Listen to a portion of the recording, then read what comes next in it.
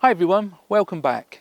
It's a very cold and snowy morning here in the UK, and this week I'm going to be talking about what's wrong with the D3 and would I buy another one.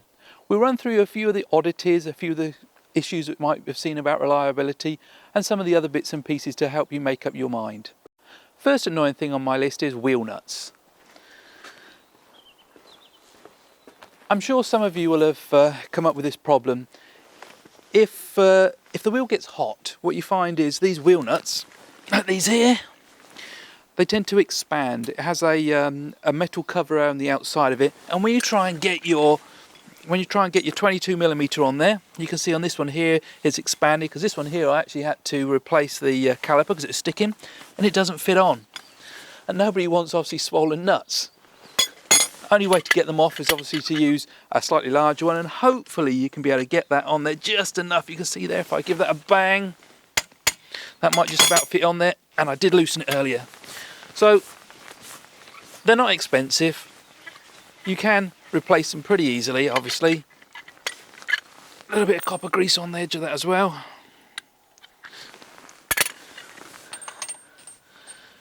And that's your number one.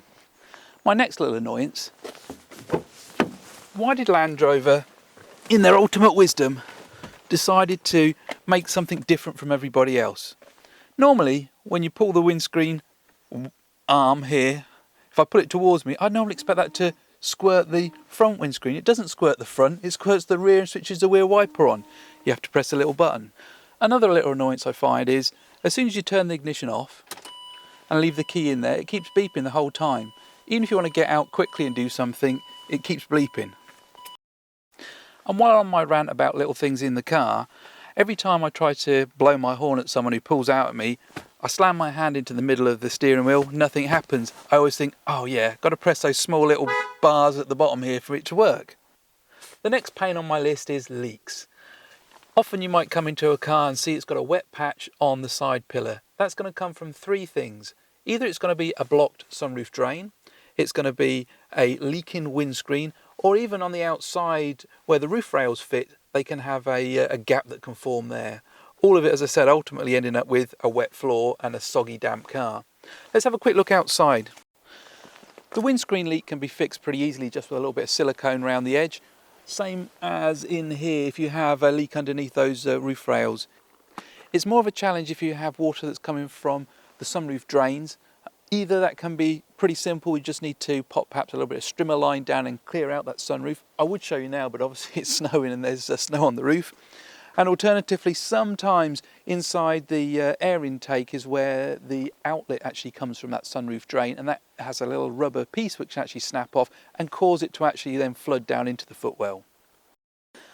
Some will say go for a lower model so you avoid the sunroof, but then you end up with the good old halogen headlights, which are about 2 candle power. I personally think it's much better value going with the HSC, where you get the xenon adaptive lights. Not to mention as well, sunroof is nice, especially if in the safari park and you get those monkeys on top of there. But talking of monkeys, if you ever go in the safari park, watch out for your washers, because they will have them. In the UK as well, if you're worried about cost, you might want to consider which year of vehicle you take. If you're on a pre-2006, it's going to be half the cost for road tax compared to the $585 for anything from 2006 onwards, unless you go to that very newer models in the 2014, where they again came in with a slightly lower cost. Number 6 on my list is the general brakes of the vehicle. It's a very heavy vehicle, and on this model for the D3, it has the smaller discs. They're fine when you're off-road, but if you're actually slowing down from a high speed on the road, they really take a while to stop you.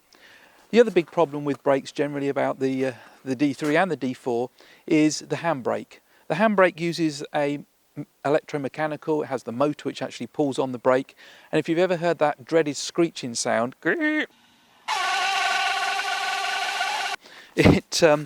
means that you've got something which is stopping you from being able to take off that handbrake. If that sound does come on, your only option typically is to pull that emergency cord, which is inside near the handbrake lever, and to be able to release the brake. The problem then is it's going to cost you potentially quite a lot of money. It's about £1,000 if you have a complete new module fitted. Some people can, if they're lucky, replace those plastic gears which are in there. But what I would say is it's really all down to service. Make sure you keep that back handbrake serviced. There's a really good guide called the Bodsys Bible which will take you through the complete process of how to fit, replace and adjust. If you keep it adjusted, and also if you don't use it when you're off-road, especially in sand and things which might block and get clogged in there, it should be fine. Probably the biggest thing that people complain about on the Discovery 3 and 4 is reliability. It has a massive amount of sensors within it, and if any one of those sensors picks up an error, you're going to need to be able to have something that reads that error to tell you where it is. To do that, you're going to need an IDD tool, and that's going to set you back £500. Even if you get a second-hand one for maybe £350, £400, you also then have to bind that with your car.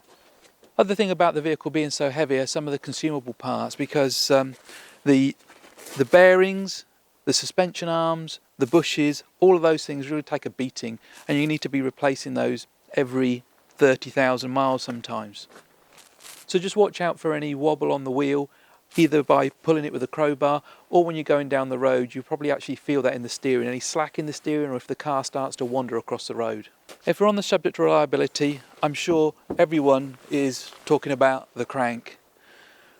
It's a common known fact that on the Discovery 3 and also on the Discovery 4, at any point that crank can fail. It isn't dependent on whether you have serviced it, it isn't dependent necessarily on how many miles you've done, unfortunately. It's a known issue, and in fact there's even a Facebook group specifically and exclusively for people who have had crank failures. For me, it's all about knowing that risk and not worrying too much, to be honest, because it still is a very small percentage of cars. I think if we really look at the numbers that people are talking about, it's still in the very, very low, sort of less than 1 or 2% of them. The only really way to avoid it is to get yourself a V8 petrol. They don't have the problem at all, but obviously then you've got to also think about the running cost for the fuel. So, would I buy another Discovery 3? Let's think through the options that we've got. I quite like the Defender, the old style, very robust, great off-road. The value of them keeps increasing, you're never going to lose any money there, assuming you actually buy something clean and not too rusty in the first place. But they have a couple of problems with them. Number one is they're really not great for driving on road, and not if you're going to go any distance. And number two, they're simply not big enough. Harvey, who's filming this, is 6'4", getting on 6'5", and he simply can't get in there. Suzuki Jimnys, I like them, but again they're so small and not really do it for me in terms of carrying the stuff I need in the back. On to other versions of Discovery. Discovery 2, I had one of those in the past. Great vehicle, I really like it that it has the axle, so you can fit much bigger wheels on there, makes it much better for modifications. Discovery 4, maybe in the future, although I really don't see much of an advantage to move up from the D3 to the D4. And again, I'm always worried about that sort of cost of damage. The same here if we think about the new Defender, lovely looking vehicle, but I'm really sure I definitely can't afford to take one of those off-road and scratch that. From our American friends, I hear you probably say Jeep. In fact, I used to have a Jeep Cherokee XJ. I loved that car, good old Woody. 10 years back that got me into off-road, and I wish I really had it now, because again those are on the appreciation. I also looked when I was trying to decide whether to buy this Discovery at the Wranglers, both the long and the short wheelbase. What I really found here is, again, in the UK the cost of those are a bit prohibitive, they're a bit more expensive, you ended up with a much older vehicle, and really you don't get as much in the vehicle as you do on the Discovery, all those creature comforts. Last but by no means least is the Toyota Land Cruiser. I think for me, definitely in the future, that might be a vehicle I would be considering. Also a little bit more expensive in the UK than the Land Rover, but as we all know, those vehicles seem to go on forever, no real reliability issues, perhaps a little bit heavy on the fuel consumption, but again, a real creature comfort loving vehicle. I'd really love to hear what your thoughts are on the different vehicles, to see what we all think is the best for your different situation. Put the comment down below and I'll respond to you as soon as I possibly can. Last on my list of things of slight annoyance is the suspension. We talked a little bit earlier, in fact we looked in the last video how you can use the get into the super extended mode with a block of wood, but I've been thinking about that, and I've now put on order an X-lifter. It will get round that annoying problem of as soon as you go over 30 miles an hour, the suspension setting back down to its normal ride height. In our next video, I'll hopefully be able to show you the unboxing and fitting of the X-lifter and give you my first thoughts on how it's working. So please like, subscribe and switch on those notifications. See you soon.